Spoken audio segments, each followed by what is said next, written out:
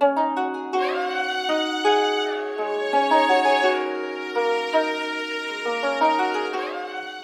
good afternoon, everyone. Aloha. Aloha. And I should say ni hao. And how about howdy? Well, good to see you all here. Thank you so much for coming, especially on the final afternoon of Freedom Fest. Hasn't it been a whirlwind here at Freedom Fest?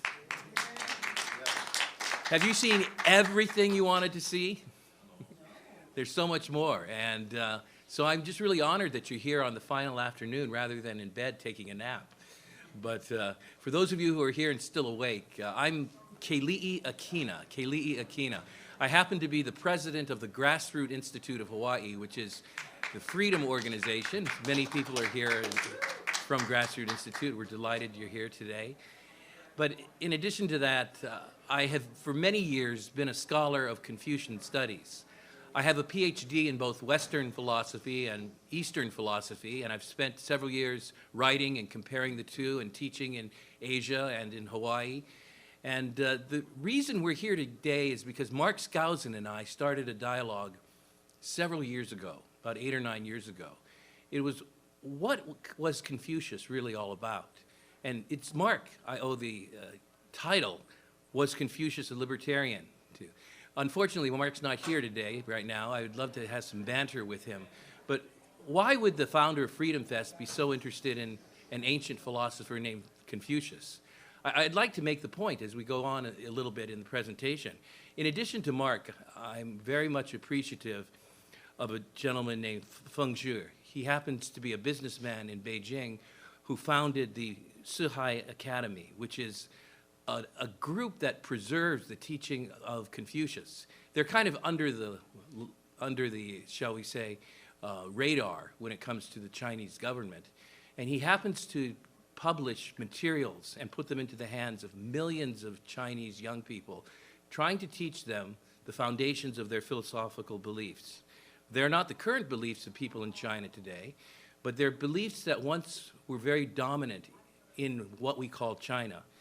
I've written several articles with colleagues in Beijing, and I need to tell you that while they keep their head low, there are a good number of up-and-coming scholars in Beijing who are studying Confucius. And their passion to study Confucius and to teach Confucius and to disseminate his teachings has to do with freedom. I won't say a lot about that, but they're very passionate about this. And they're walking a very careful line to do that. But they're producing solid academic material. One of the ways in which I got around in China was I did ethics teaching. Now you might say, well, why would Chinese want ethical teaching? For a very pragmatic reason. At the time I was there, businesses found that if they didn't understand Western ethics, they couldn't do business with Westerners in a way that kept those companies coming back.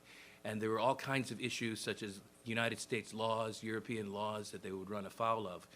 And so they invited me to talk about ethics at the Sino-Australian Trust Corporation in Shanghai. Well, I show you this picture because it was very interesting to do this. On the surface, there was the pragmatic purpose. The company wanted me to help keep their executives from going to jail if they operated in the West or from having their organization shut down.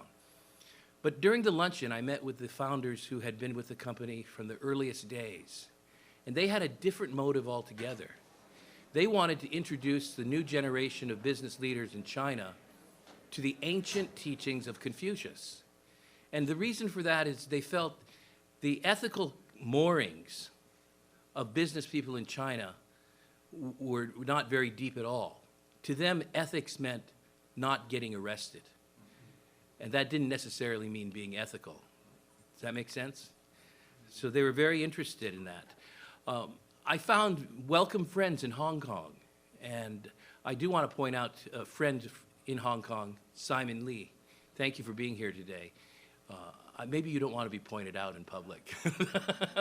But he's here at Freedom Fest, fighting a battle in Hong Kong in which the very nature of what to be Chinese philosophically or ethically is in question today.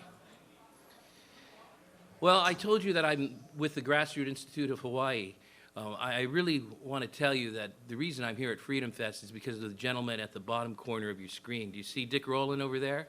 Those of you who know him, give a cheer for him. He went to more Freedom Fests than anyone I know other than Mark Skousen.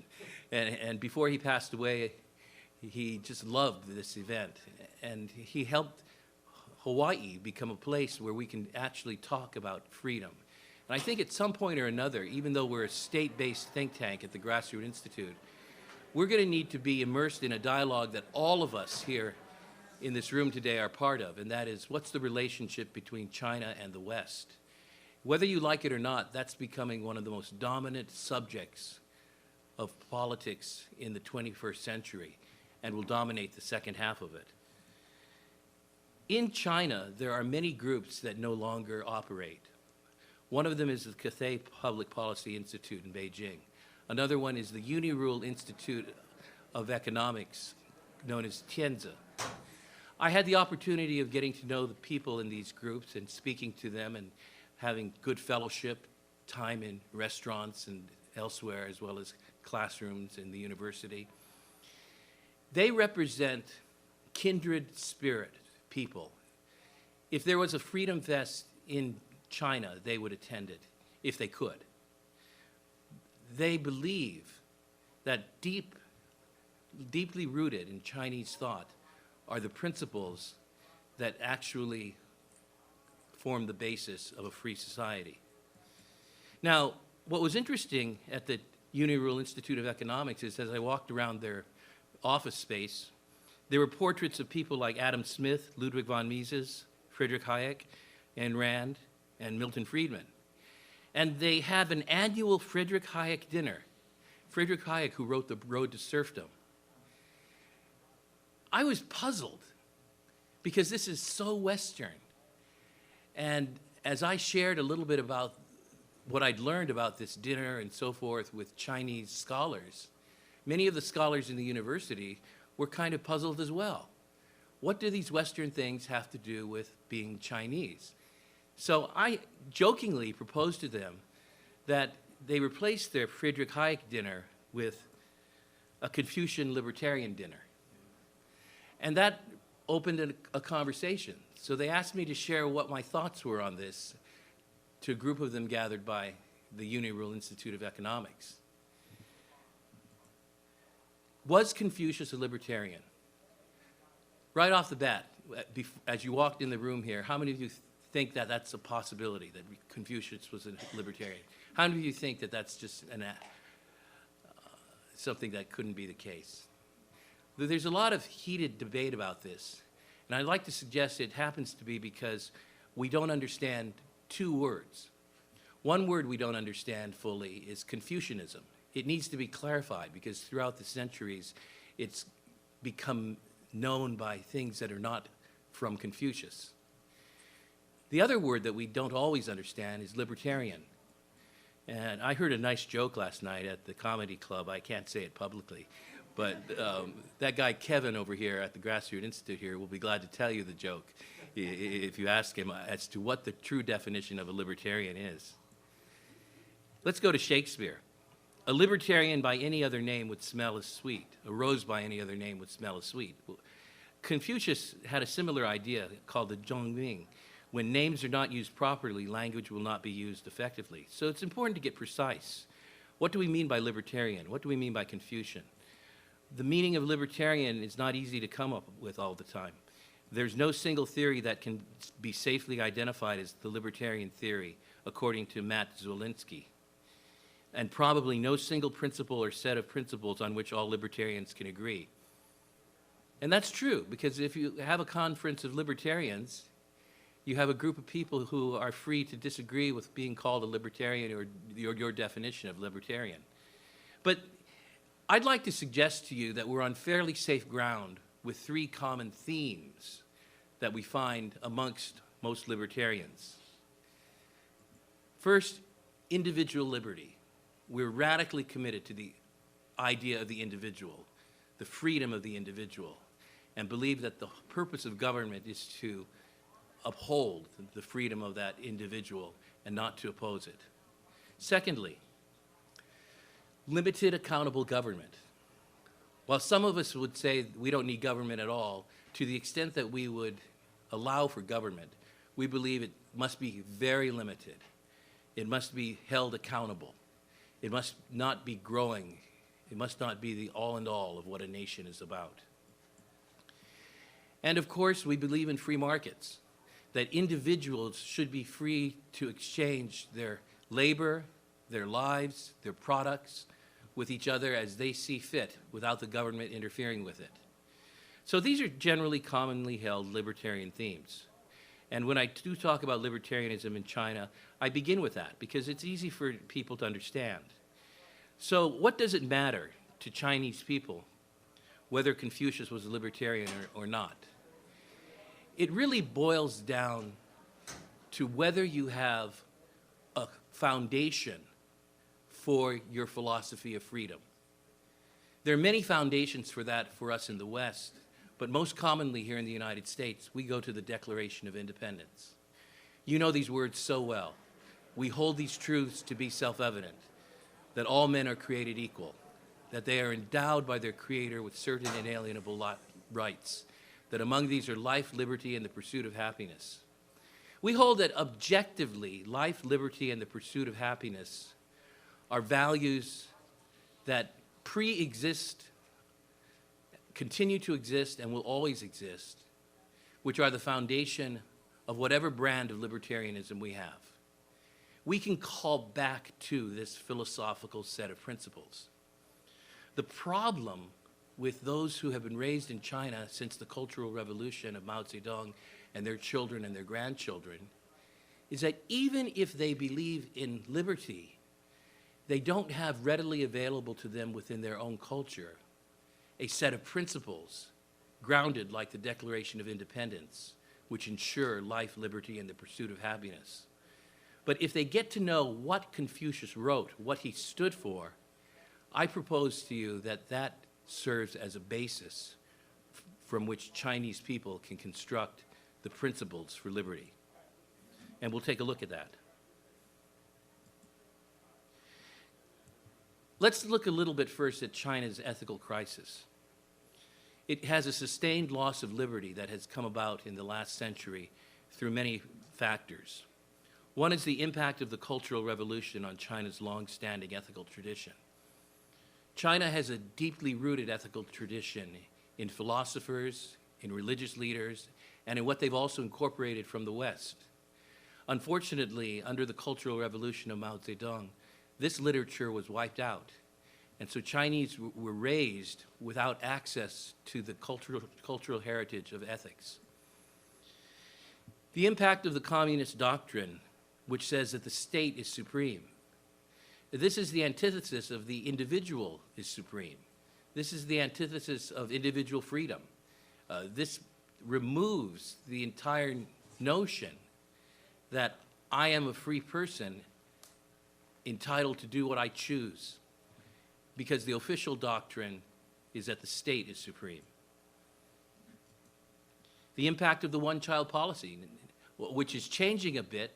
It hasn't really had the impact that it should have, but one of the things that happened in ancient China is that people learned their ethical values from the family.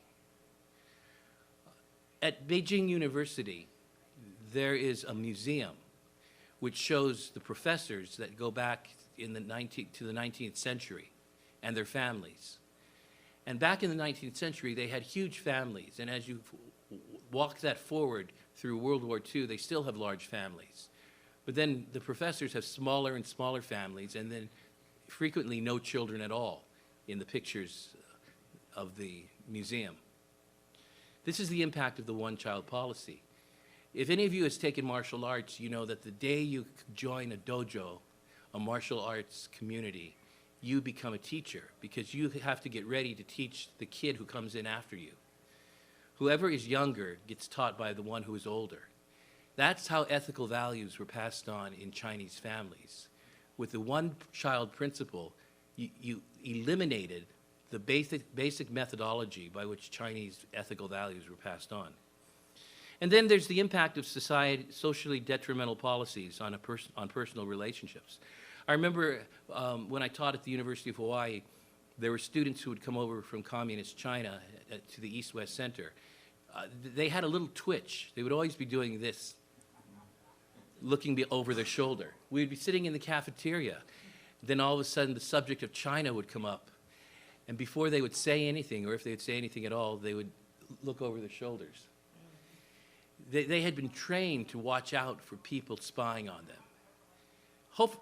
Gladly, by the end of a semester, they became very westernized and kept their heads down and just kept eating rather than turning it around like that. Now, all of these factors have led to a loss of individual liberty in China. And so today there's an opportunity and a caveat. The opportunity is this, according to Stephen Rothland of the CIBE. The Chinese are very open to considering ethical issues. They want to be global players, and they realize that in order to become a real global power, they have to eliminate corrupt practices. This is a very pragmatic approach to ethics, but it's an open door for us to bring ethics in from the West. But here's a caveat. Coming from the West may be the problem, but the Chinese do not want paternalism from the West. Instead, they want acknowledgement that they can offer something, that they can actually become a driver in the field of ethics. So you've got this twofold dynamic. You have this openness and this vacuum in China for ethical teaching. And even if you don't value ethics in and of themselves, in China at some point or another, if you are in the government or in the corporate world, you realize pragmatically there has to be some system that governs people's behavior other than just law. There has to be a value structure. So pragmatically, you want ethics. But on the other hand, you don't want the United Nations or the United States to come in with their Western concepts of ethics. And the fundamental reason for that is because it's Western, because it's from outside of China, and because it says China lacks something, and China cannot put itself into that posture. So this is an interesting dynamic going on. There are three criteria that have to be established for an acceptable Chinese ethics. This is the basis of my PhD dissertation. The first is the ethics has to be ancient. The Chinese have a reverence for the ancient that rivals our reverence for the modern. For us in our culture, something is good if it's modern and future-oriented. In Chinese thought, the older it is, the better it is. The deeper, the more profound. Secondly, it has to be authentically Chinese. The very term China is from the character zhong, which is a box or a circle with a line through it. The idea of China represents the center, the central place of the universe, where the rest of the world must come in order to be important. And third, it has to be authoritative. Let me explain that word a little bit. Any ethics that China accepts has to be something that says the Chinese are the most ethical people in the world, and the Chinese have the source of ethics traditions. We are not being shamed by the West. The Chinese will not come to the table if the foundation for ethics is what the United Nations says in terms of its ethical code, or what the United States says, or what a quote-unquote Western religion says. If they have something to do with ethics, they want to be the ones to bring that to the table and want to say this is truly three things: ancient, authentically Chinese, and authoritative. So is there any system that fits these three criteria? And I propose that there is. It's the actual teaching of Confucius. The philosophy of Confucius is ancient, 500 to 600 BC, the oldest and most profound political philosopher of the Eastern world. It's authentically Chinese. You can't get more Chinese than a cookie, a fortune cookie, and that's where most of us learn our Confucianism from. and authoritative. It's so Chinese that it's the basis of all major law and thought in China up until the 20th century. It's also the foundation for the language and philosophical systems of Asia. So who was this Confucius who lived between 551 and 479 BC? The greatest thinker in the Eastern world, especially in terms of politics. He wasn't a religious figure, although most people may have been introduced to the name Confucianism or Confucius through religion.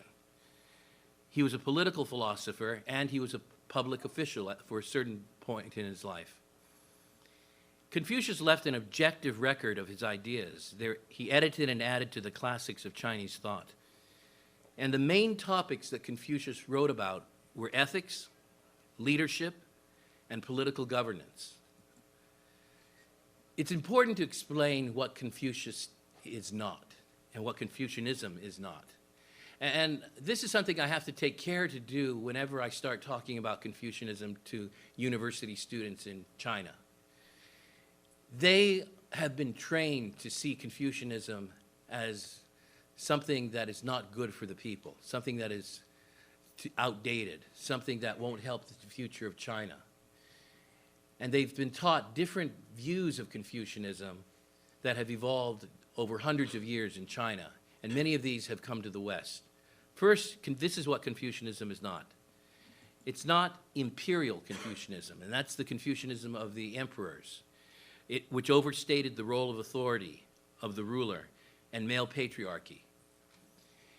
In fact, this is what is called upon in Eastern societies to justify male dominance over females. That actually was not a teaching of Confucius. He taught the opposite and was very much a promoter of values that we would consider very modern in terms of equality.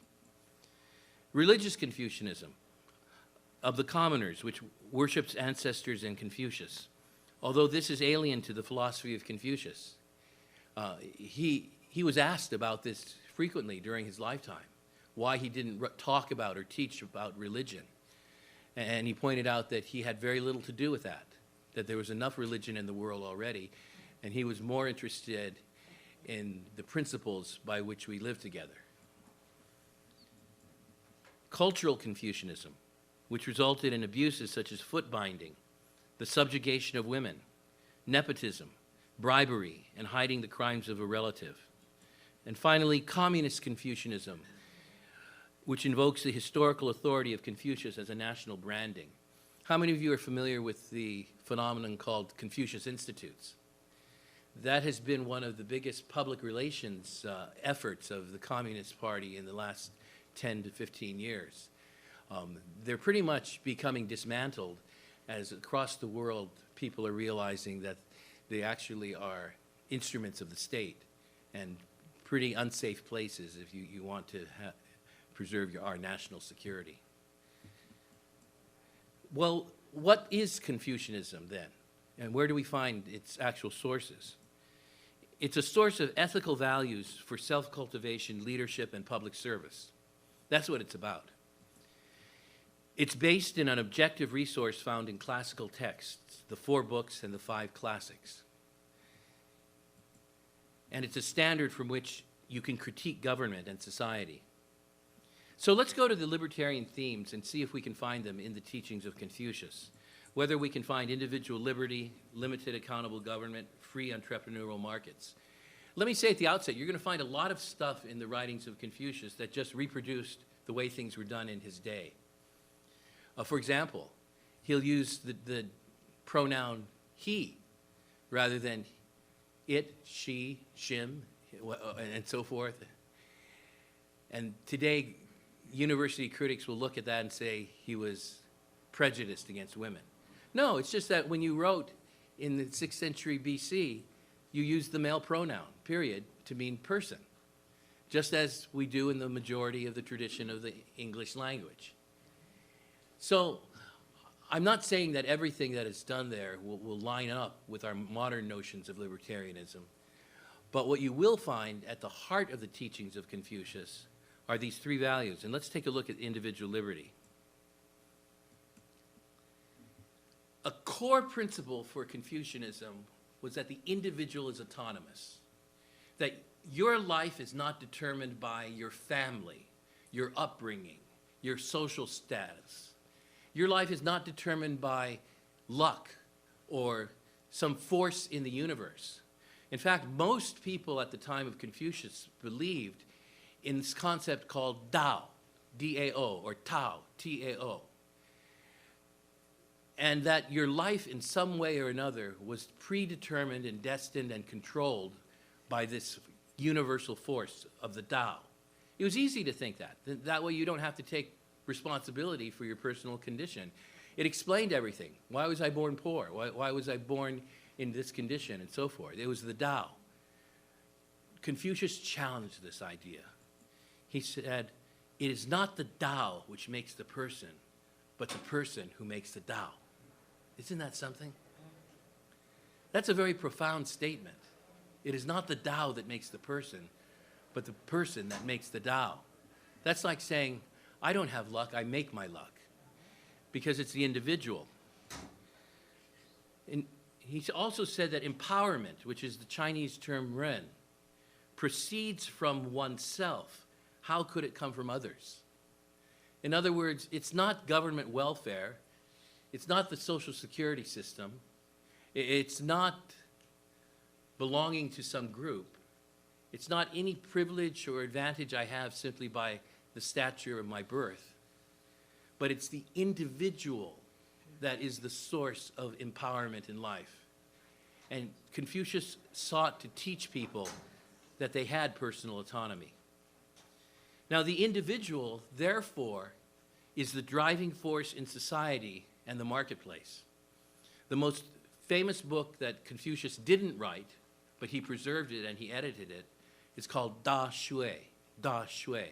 The British translated it, The Great Learning. This book was filled with passages that talked about the empowerment of the individual and the ability of the individual to change the world. And so Confucius raised this question, and this is what the Da Shui said as the answer. To transform the world, transform your country. To transform your country, transform your village. To transform your village, transform your family. To transform your family, transform yourself. Not vote Democrat, vote Republican, vote Libertarian. Transform yourself.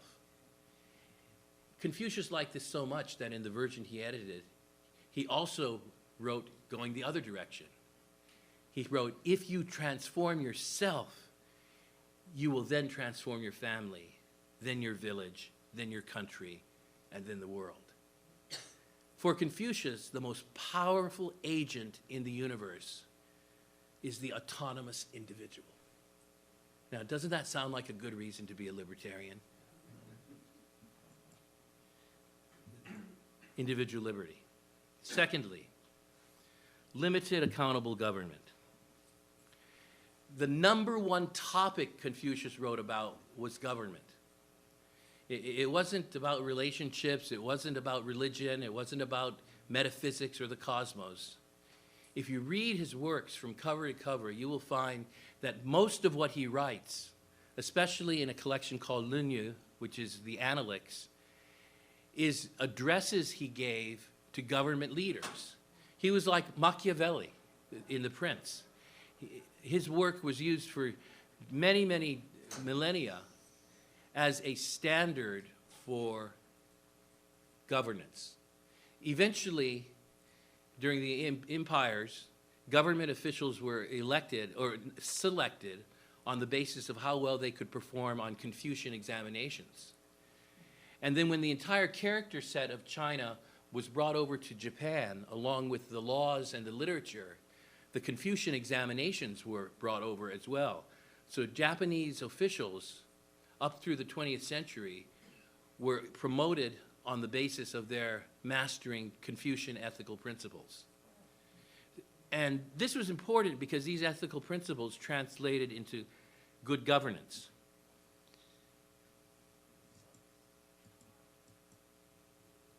The first principle is non-coercive governance based on character and principle. In other words, the ideal government does not force people to do anything. The ideal government does not bribe. The ideal government does not punish. Instead, the ideal government models character and principle through its leaders so that that becomes the foundation for governance. Confucius was asked about governing properly, and he replied, "Governing properly is doing what is proper. That's right, based upon principle, zheng." He said, "There is nothing the ruler insists on, nothing he refuses. He simply aligns himself besides what is right." This is a call for leadership that is not based upon agenda, but is based upon timeless principles. Non-coercive governance based on personal autonomy also reduces the need for government. It is the quickest way to bring down the size of government. He said, "If you lead the people with administrative injunctions," we have a lot of those in Hawaii and everywhere else, I think, "and keep them orderly with penal law," that's easy to do. If they break the law, just put them in jail. "They will avoid punishments, but will be without a sense of personal ethics." Think about that.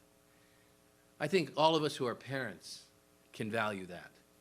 We can get our children to obey us and do the right thing and not do the wrong thing as long as we have a stick and a carrot.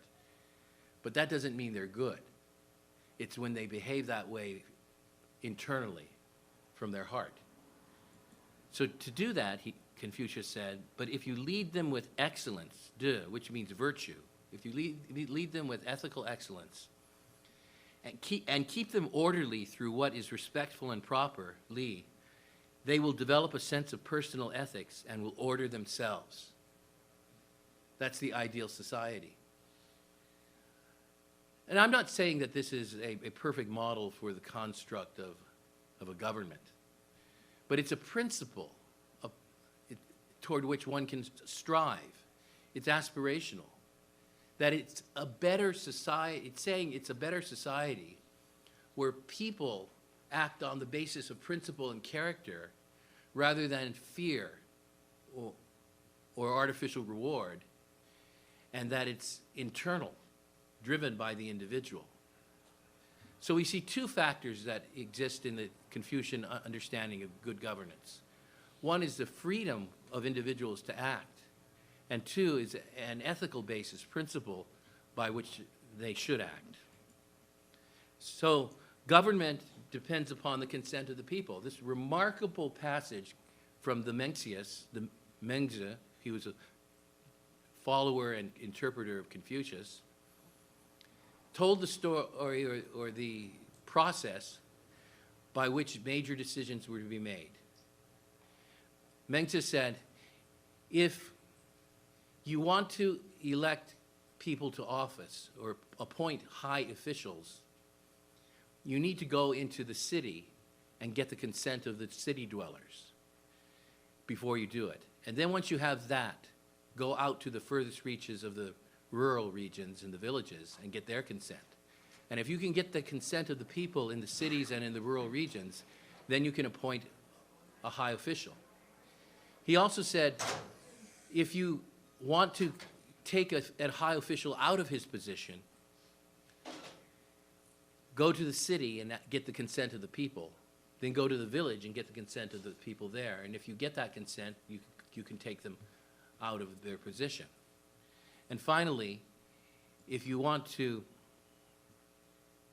put someone to death, you have to go through the same process of getting the consent of the people in the village and cities before you do that. So high officials may not be promoted without the consent of the people. High officials are not to be dismissed without the consent of the people. And persons are not to be put to death with without the consent of the people.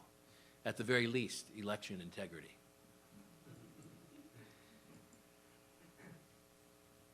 If I put all together the major principles of Confucian political philosophy, you'll see why he could never keep a job. One of the stories about Confucius says that he pronounced, if the emperor has sons that are worthless and no good, we should go out into the streets and find poor and uneducated individuals, train them, educate them, teach them virtue, and put them into the leadership role above the emperor's sons. Well, as it turned out, that emperor had 2 sons which were worthless and no good. So he fired Confucius. And so in Confucius' lifetime, he worked for 13 different emperors because he would open his mouth a little bit too often. Here are his principles. I wonder if he could announce his principles in Tiananmen Square today. Number 1, the state and its rulers are to govern by principle and character. They are to be run, authoritative, not authoritarian. Let me get this right here. 2, all government is limited and accountable to a higher law, Tianming. We could do an entire session on this. This notion that is embedded in the Declaration of Independence, that rights are given by God, objectively fixed before governments exist, and governments are accountable to them, is a deeply held value in Confucian thought. And he considered that government regimes were to be judged by this principle. Individual autonomy is the foundation of the family, the city, and nation. It is the primary value that government is to protect. The people should order and govern themselves, reducing the role of the state. We have debates as to whether we should have more guns or butter. Confucius would argue that we should have more character in government. So we see in the themes of Confucius, individual liberty, limited accountable government, finally, free entrepreneurial markets. And for this, Confucius goes back to documents that came into existence shortly before his writings that he edited and brought into his own thinking, many of them from what we call Taoism. His thought on commerce. The greater the number of laws and restrictions, the poorer the people who inhabit the land. I love that. I want to take that to every land use commission or city council meeting that we have. The harder the rules and regulations, the greater the number of those who will steal. Now think about that. You make more rules and more laws, you set up more goals for people to achieve as criminals. From the Tao Te Ching, Confucius was an interpreter of the I Ching and integrated these earlier Chinese classics, as I mentioned. From the Suma Qian, Confucius upheld the value that wealth and currency should be allowed to flow as freely as water. I think Milton Friedman got that from him. And I could go on with more, but in the interest of time, I'll leave it there. So what we see in conclusion is that the themes of individual liberty, limited accountable government, and free entrepreneurial markets are alive and well in the original teachings of Confucius. And that if those in China who want to promote freedom, democracy, and liberty, or at the very least, personal autonomy, they have a source that is ancient, that is Chinese, and that is authoritative. The good news is that there are scholars throughout China today working on these principles in universities. They're not as outspoken as they might like to be. There are organizations that have to lay low because of the current political climate. But we have something here that can lay the foundation for an intellectual reformation in China. Now, was Confucius a libertarian? I'll leave that as an open question. It'd be like asking, was Jesus a libertarian?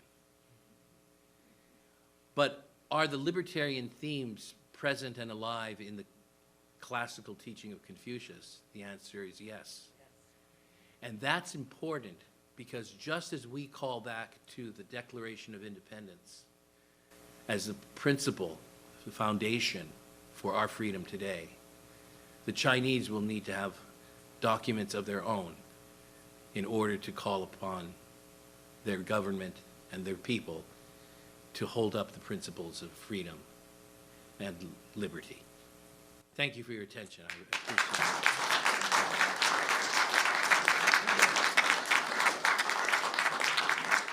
it. We have about 11 minutes, and I'd love to give you the microphone to ask any questions you'd like.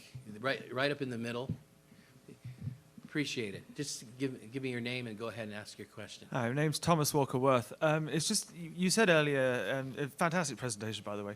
You said earlier that that China needs a set of principles that are Chinese in origin. And a lot of people say that there's something in Chinese culture, or Asian culture more generally, that's somehow antithetical to Western liberty. Taiwan seems to disprove that to some extent. You have a civilization there that seems to have embraced Western liberty, as well as places like Korea and Japan. So I'm wondering if you could comment on why that is, and if you think China ever will embrace Western liberty. That's a great question. Your observation about Taiwan is very poignant. But I would point out that Taiwan is able to embrace principles of Western liberty, not because it eschews or gives low value to Chinese principles, but because Taiwan knows these Chinese principles. Taiwan is a place where the teaching of Confucius has been kept alive.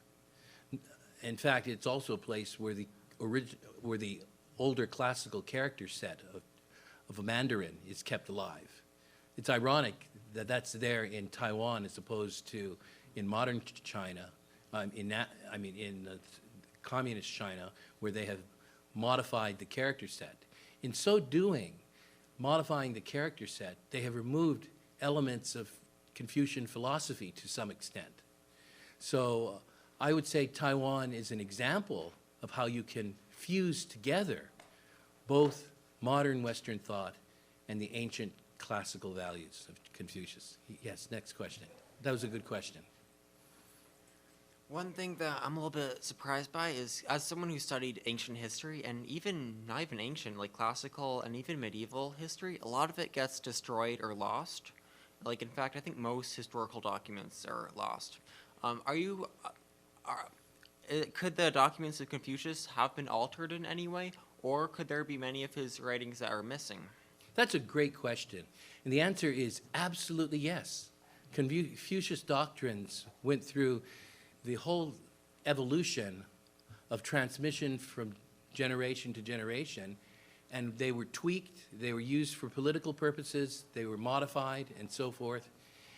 And that's why it's so important for scholars to be able to go back to original sources. Some of the oldest Confucian doctrine was inscribed upon bamboo sticks. And there are great projects that have discovered original bamboo sticks and translate directly out of documents from the 4th, 5th century BC rather than those that have been transmitted through time. It's similar to the Bible, but that's a good question. So to answer your question just succinctly, Confucian scholars today feel that we have valid documents from which to be able to tell what he wrote.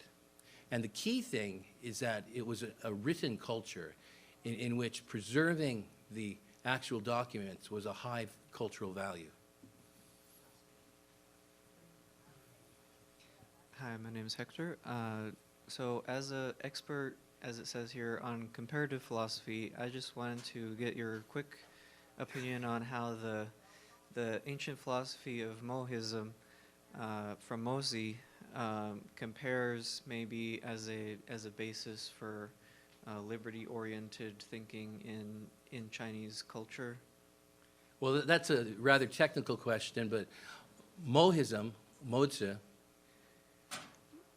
can be the basis for finding a great number of parallels to modern ethical and economic and political teaching that is found in the West. And I'd be glad to chat with you afterward a bit more. Based on your understanding of Confucius and sort of his adherents, did they have to make any sort of compromises with these virtues that you've talked about today as they got closer and closer to the halls of power? Because you sort of see that happen with the Stoic tradition from Zeno to Chrysippus down to, I don't know, Seneca. He ends up advising Nero. Do you sort of see that Confucianism, how do you say that? Confucius, is there an ism for that? Yeah, Confucianism. Confucianism, we could how call it that. changes as it gets to be more mainstream and close to people powerful in China. Well, I showed you a chart here that described 4 different trends in Confucianism: imperial Confucianism, religious Confucianism, cultural, and communist. Confucius has been reinterpreted, misinterpreted, used for political purposes. The Communist Party chose to use Confucianism recently with the Confucius Institutes because its name, Confucius, had greater cachet across the world than communism. And they interpreted Confucius to be their Confucius. So this is a dynamic we're dealing with all the time, and individuals who wanted to practice authentic Confucianism were either co-opted or pressured to live by the norms of the society around them. So what we're not saying here, it's important to point out, is that there is a pure Confucian culture. All I am pointing out is that we have a source in the source documents of Confucius into which we can look and find principles that ally with libertarian principles today. Thank you. Thank you. Simon, very glad to have you here. Very honored. Simon. Thank you very much for the presentation and the passion in I would say it is the renaissance for the Chinese classics, the idea. Actually, what I realized was during the darkest period in contemporary Chinese history, from the 50s to 70s, there are a whole bunch of scholars actually left China and they stayed in Hong Kong and they started a new movement called New Confucianism. New Confucianism is something quite new. They tried to have this renaissance and the Chinese Enlightenment, but it failed very miserably because the issue with modern China is people do not really identify themselves as Confucius. I would better describe the contemporary China as a moral nihilist. Absolutely, they do not believe in anything. So they fall for something that comes in to fill in the vacuum. So my question being, how well Confucianism still resonate with people of China today? You've got great observations, Simon, and I appreciate them very much. I would not disagree with you. If we were to go to China today, we would find people who have a vacuum when it comes to their ethical heritage and who have been informed by the Communist Party and who either accept wholeheartedly what the Communist Party teaches or have an inner cynicism. It's similar to Israel, where I've been told frequently by residents of Israel, by scholars and others, that the true state religion is atheism. Which is ironic because here we have this most religious of places and so forth. So in answer to your question, there is no ideal Confucian society out there, and it is a far cry to creating one.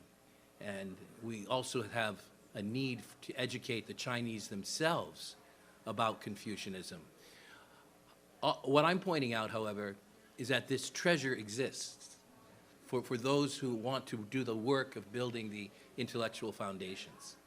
Thank you. Well, that's all that I can take for now, and I just really appreciate you being here.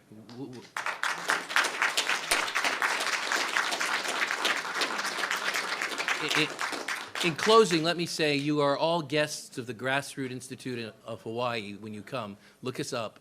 We're your people fighting for freedom in Hawaii, and we would love to have a cup of coffee with you, or if we're doing an event, invite you out when you come.